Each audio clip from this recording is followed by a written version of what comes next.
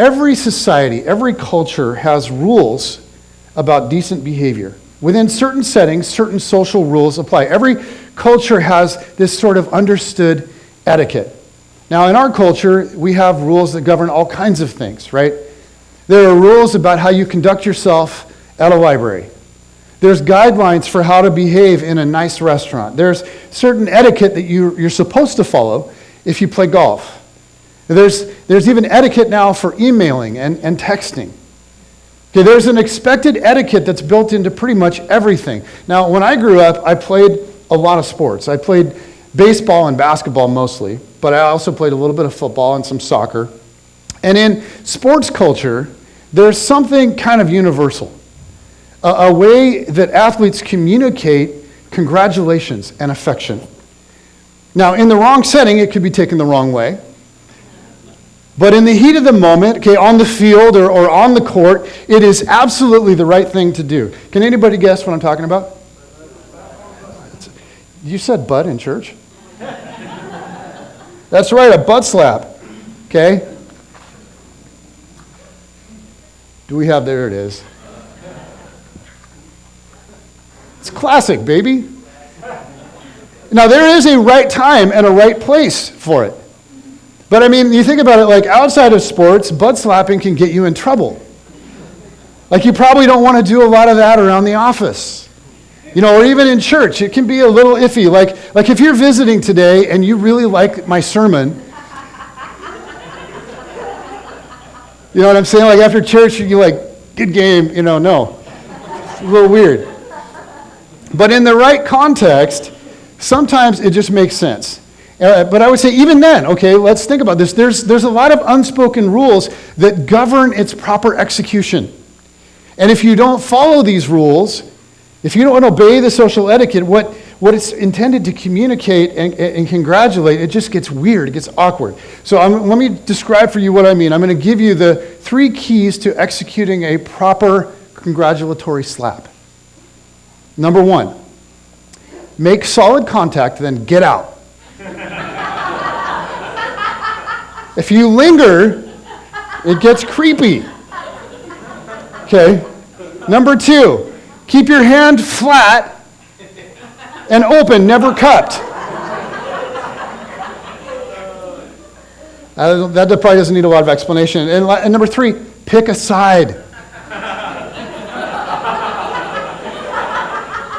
Okay, now, this is social etiquette, right? I mean, like, there's an etiquette for just about everything, and every culture has etiquette. Now, for today, understanding first century social etiquette around dinner parties, okay, around how guests are to be treated at formal dinners, is vital for grasping the full impact of what's going on in this story. Jesus has been invited to the home of a Pharisee, okay, very religious guy, for dinner. Now, in our culture, we have our own etiquette for this. When we invite somebody special over for kind of a more formal dinner, there are certain standard things that we usually do. Like usually we go and we greet them at the door. Like if it's a special guest, somebody that you don't know that well, when they knock on the door, or ring the doorbell, you don't just go, "Hey, come on in." Like you go to the door and you make sure you greet them, and maybe you shake their hand or you give them a hug, or you take their coat, you maybe offer them something to drink. Okay, you invite them to sit down, all that kind of stuff. Jesus has been invited to the home of a Pharisee for dinner, probably a very wealthy, very well-to-do Pharisee. And as a visiting rabbi, Jesus would have been considered the guest of honor at this dinner. Now, if you were a religious leader, it reflected well on you to host a visiting rabbi, especially after they had taught. So most likely, Jesus had been teaching earlier in the day, and then he was invited. And at a dinner like this, there was standard etiquette for an honored guest. For instance, customarily, you would greet the guest with a kiss. Now, if the guest was a person of equal social rank, then the host would usually kiss the guest on the cheek. But if the person was of especially high rank, for example, if a child was greeting a parent, then the child would kiss the parent's hand out of respect, okay? Or if a disciple was greeting a rabbi, they would kiss the rabbi's hand out of respect. And so if you remember the story of of Judas in the garden when he kissed Jesus. Oftentimes we envision, or it gets portrayed as Judas walking up and kissing Jesus on the cheek. But in fact, Judas would have kissed Jesus on the hand. And part of what's so painful in that act is that it's a profession in that moment of loyalty and admiration from a disciple to a rabbi, and yet it was done as the ultimate act of betrayal. Now, to neglect the kiss of greeting at an event like this dinner was like the equivalent in our day of just ignoring somebody. It'd be like having somebody come over to your home and not even acknowledging their presence. It's like not saying hi to them, not shaking their hand, just ignoring them. Okay, another part of first century Middle East etiquette involved the washing of feet. Okay, the washing of feet was mandatory before meals. Feet, as you can imagine, people walking around in sandals in the Middle East with animals in the streets and all of that, feet were considered filthy things. And if a guest was of particularly high status, you might humble yourself and actually do it yourself.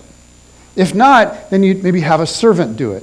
Or you might just give a water basin to your guest and let them wash their own feet, but that in many cases would be considered somewhat offensive. And then finally, you'd offer to anoint your guest's head with olive oil. Now, if I came over, just to be clear about this, if I came over to your house, I probably wouldn't want that. Like, honey, the pastor's here, grab the olive oil. Like, no, please. But in the first century, this is what you did, and it was considered very refreshing. Okay, now in this scene, Jesus is invited for dinner as a visiting rabbi. So he should have been treated as a highly honored guest. Rabbis were deeply esteemed in that culture. But here, Jesus comes as a visiting rabbi, and there's no kiss of greeting. There's no washing of the feet. There's no oil to anoint his head. And we're to read between the lines here. We're to understand these are not like accidental omissions. These are not like minor faux pas. Jesus is being deliberately ignored and insulted. Okay, this is an intentional slap in the face. And the tension in the room, as all of this is happening, the tension in the room, as everyone sees what's going on, would have been so thick that you could smell it. Like, this is an explosive setting. And then introduced into this scene is this woman. A little more context. In those days, dinners like this one were in some ways, they were kind of public affairs. They'd often be set in the courtyard, kind of outside of the wealthy. And their house would sort of be built around the courtyard, and it'd be wide open. And so anybody from the town could just sort of walk up and stand on the outside and watch and listen to what was going on. They couldn't come sit at the table, but they could stand on the outside and watch. And so a woman does this, Luke says. And Luke tells us in verse 37 that she was a sinner. And it's clear from the word that Luke uses here that she's a prostitute. Okay? And she was known as such, widely known as such in the village. But apparently, she had heard Jesus teaching, like maybe earlier that day. And something about him just struck her deep in the heart. And so maybe she started to wonder, like, how in the world did I ever come to this? Like, how did my life ever end up like this? Because nobody starts out in life expecting to end up where she did. Once she'd been somebody's little baby. Once she'd been the object of a mother's hopes and dreams.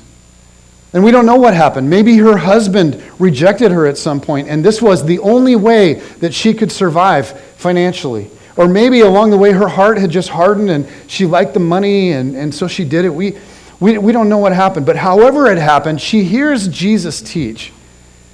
And it comes to her that even she, like right there in this life, in her sin, that she's loved by God. And it hits her. God thinks of me. And he longs for me as if I were his daughter. And she thinks to herself, like, it's not too late even for me. Then she hears Jesus talk about how the kingdom of God is now available on earth. How it's wide open to anybody. And she thinks, well, like anybody, like even me. And she hears that this rabbi, okay, Jesus, who's opened up a whole new life to her, he's at a dinner in town. And of course, she wouldn't be invited to a dinner like this in a million years.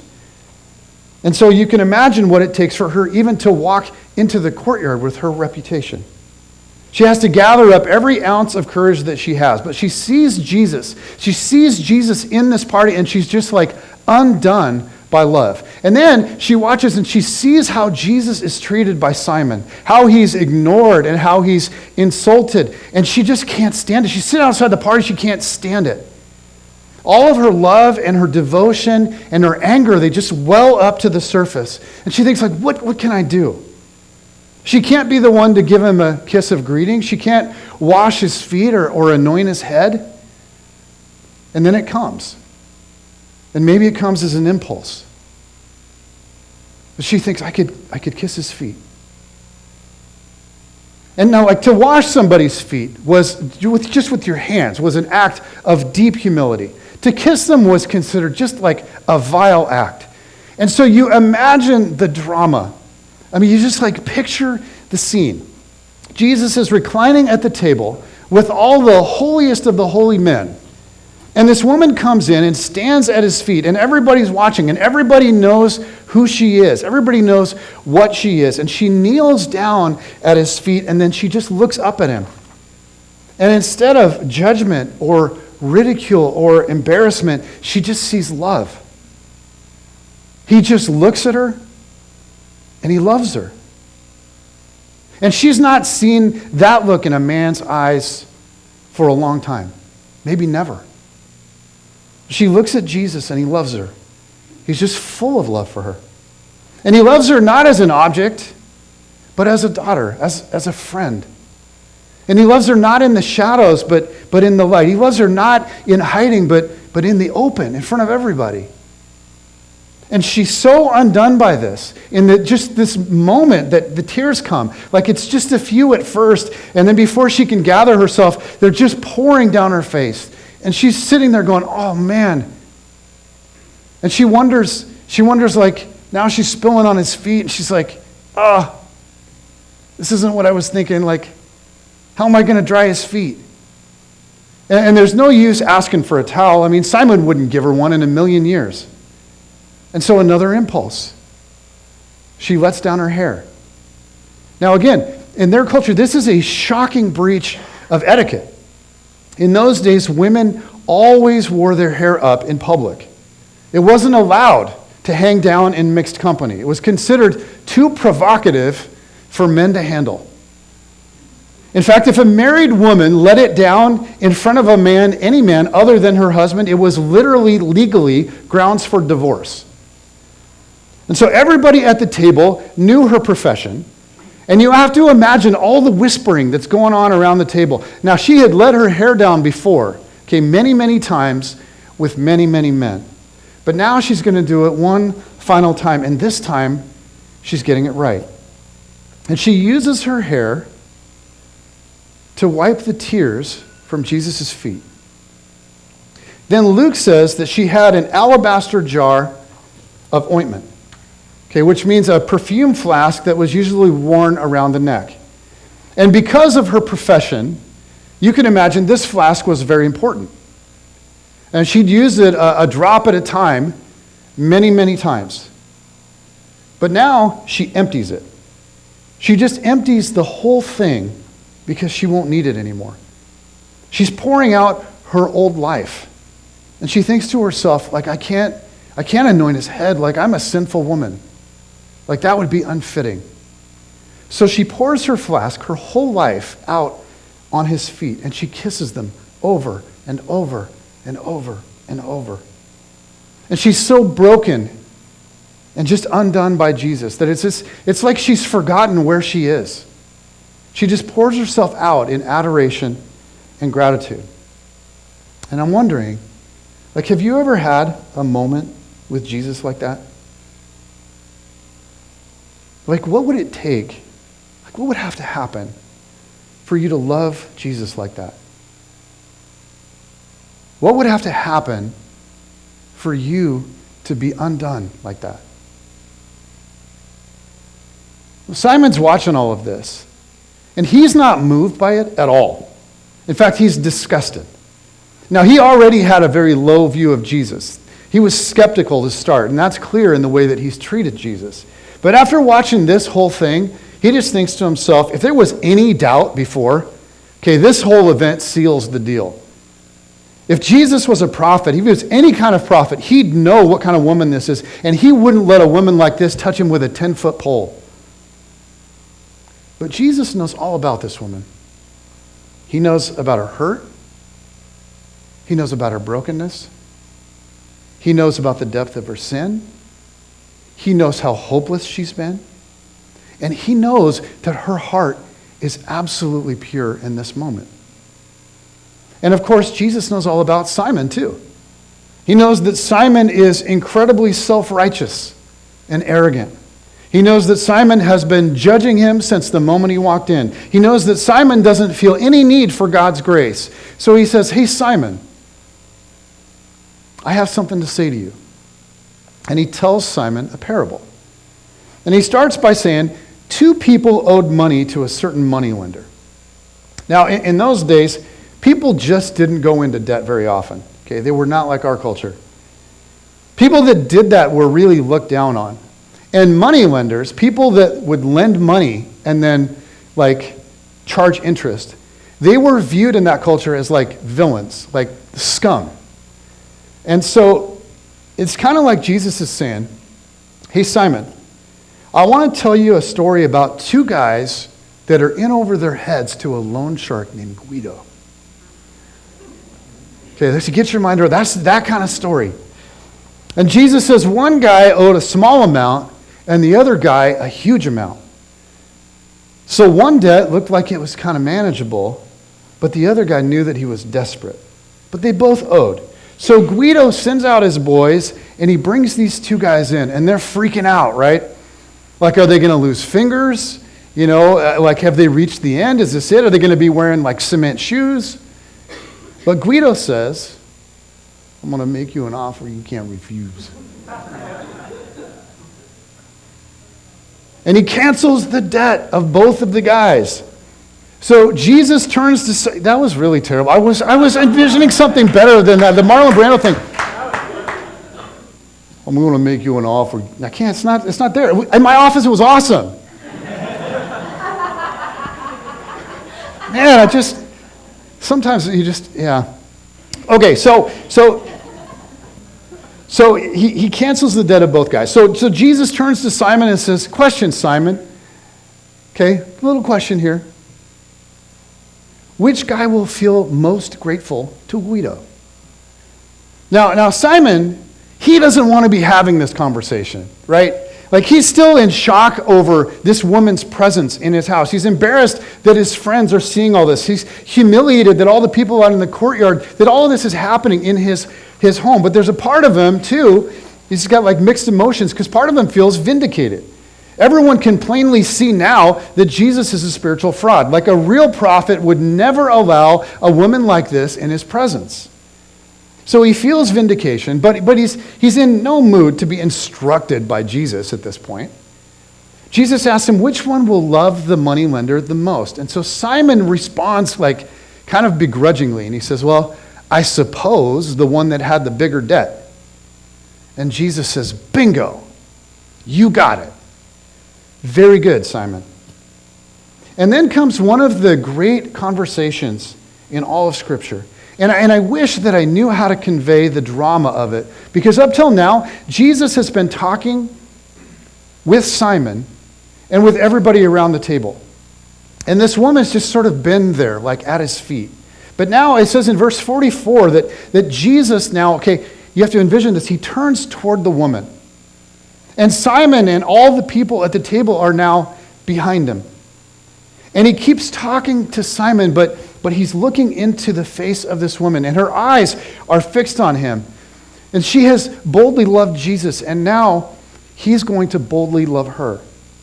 And you have to picture her as these words are being spoken, as her eyes lock onto the eyes of Jesus. You have to just sort of feel the rush of emotions. It's probably embarrassment and shyness and unworthiness, but also as she's looking into his eyes, the surge of love and gratitude. Because against all the pressure in the room, Jesus stands up for her. And he says, Simon, do you see this woman? Because, of course, Simon has not seen this woman. He saw like a theological object lesson, okay, or an object of contempt. But he didn't see what Jesus saw. The truth is, really, nobody around the table saw what Jesus saw. So Jesus says, Simon, do you see this woman? And they all look. And Jesus keeps looking right at her, and he says, Simon, I came into your home, and you didn't give me water for my feet. And even here, Jesus is being so gracious and so humble. He doesn't say, Simon, you didn't wash my feet. If you knew who I was, you would have gotten down and washed. He doesn't say that. He doesn't imply that Simon should have lowered himself. He simply says, you didn't give me any water for my feet. But this woman not only made sure my feet were washed, she washed them herself. She didn't just give me water, she washed them with her tears. And he continues while looking into the swollen eyes of this woman who's just trying to breathe. He says, Simon, I came into your home and you didn't kiss me. And again, he's so gracious. He doesn't say, you didn't kiss my hand. Okay, which a disciple would do for a rabbi. He just says, you didn't kiss me. But since I came in, this woman has not stopped kissing my hand. This woman has kissed not my hand, but my feet. And not just once, but she's not stopped kissing them since she came in. He says, Simon, when I came in, you didn't even give me like cheap olive oil to anoint my head. This woman anointed not just my head, but my feet, and not with olive oil, not with inexpensive, cheap olive oil, but with perfume, with very expensive perfume, with the very best that she had, with her whole life poured out. And then Jesus says these words, looking directly at her. He says, therefore I tell you, her sins, which are many, have been forgiven. And you have to imagine what those words meant to her, what it meant to have Jesus in a room full of religious leaders stand up for her and say, what you're watching here, it isn't disgusting, it isn't improper or wrong. It's beautiful.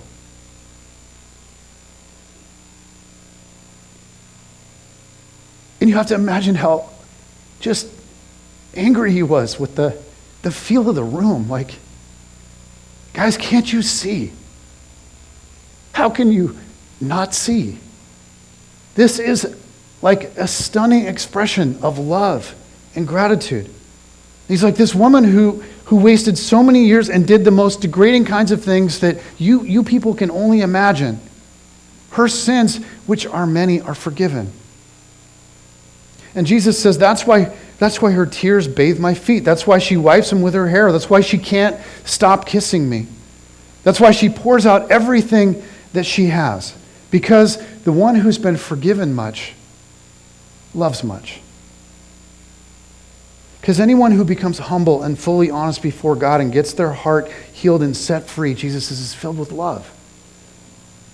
But Simon, Jesus says, the one who's forgiven little loves little. Now, in this parable, here's what Jesus is not saying. Okay, Jesus is not saying, you know, Simon, you're a pretty righteous guy.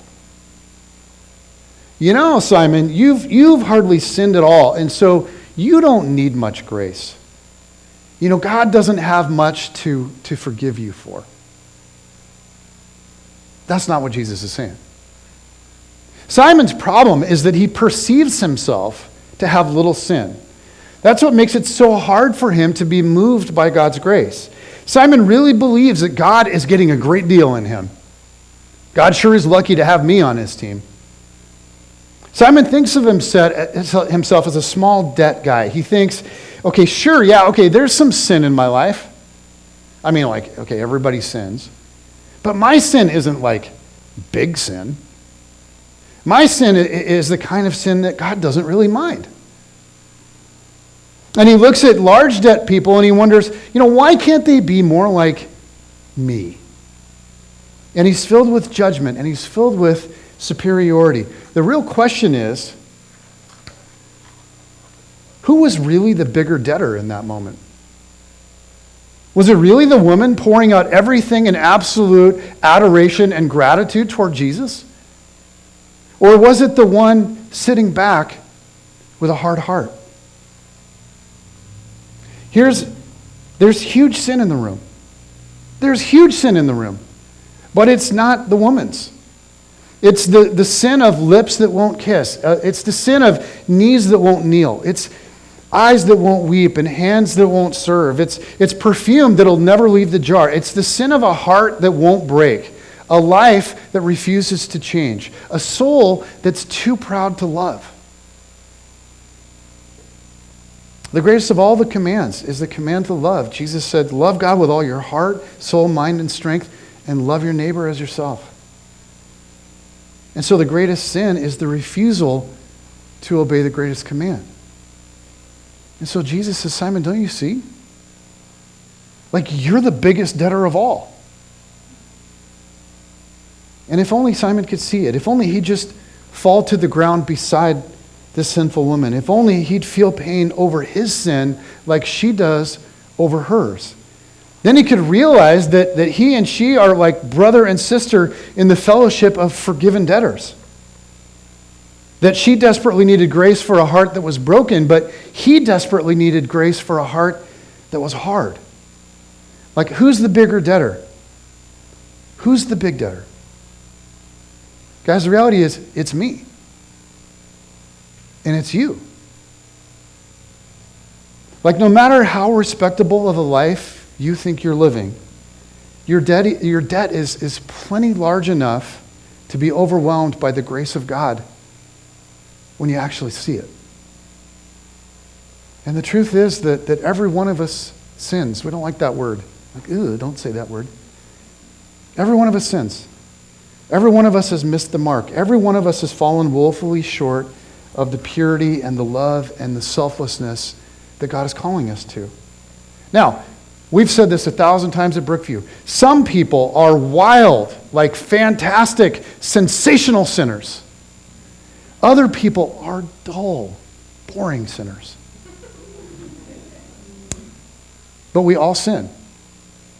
And the danger for the wild sinners is to refuse to come to Jesus, to be so overwhelmed with guilt that like they just hide.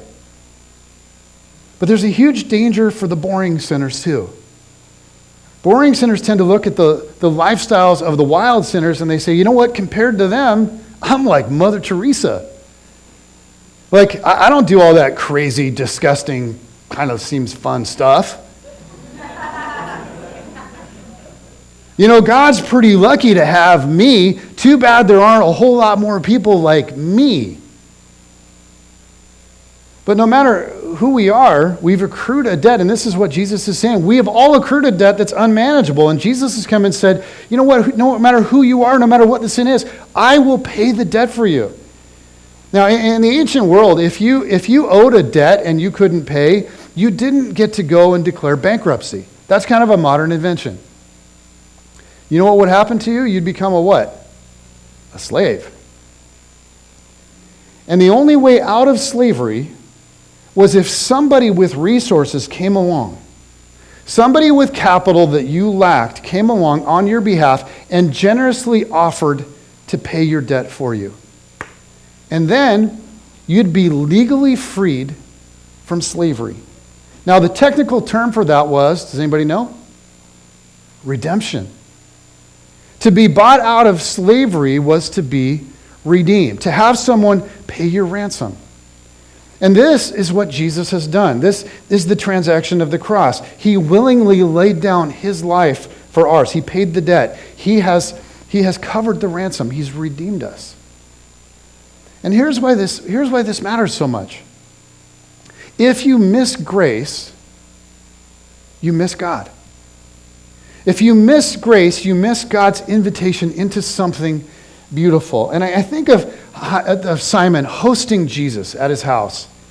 Like, can you imagine having Jesus over to your house for dinner? Can you imagine like what you would be feeling if Jesus came over to your house? Like, how many of you go, like, do you think you'd clean first? Or maybe you grab the Bible off the bookshelf and you're like, uh-oh.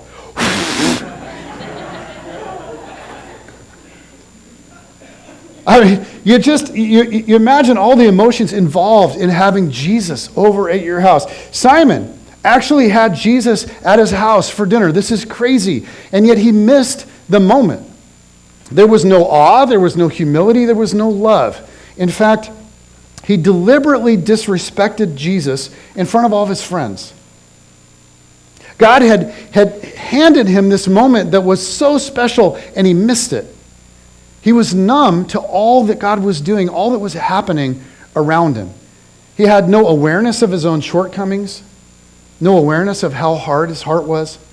He had no idea of the grace that was waiting for him, this brand new life like that was waiting for him, if only he'd see himself as he is. If only he'd see the one sitting at the table. If only he'd let himself experience the love of Jesus and then respond to that with love in return. And yet, as far as we know, he never did. Jesus left the house that night, and Simon just missed it. He was numb to all that God was doing, and he completely missed out. And so I just want to invite us, as we wrap up this morning, to do a little heart check. Because maybe you're here today, and you've become kind of numb.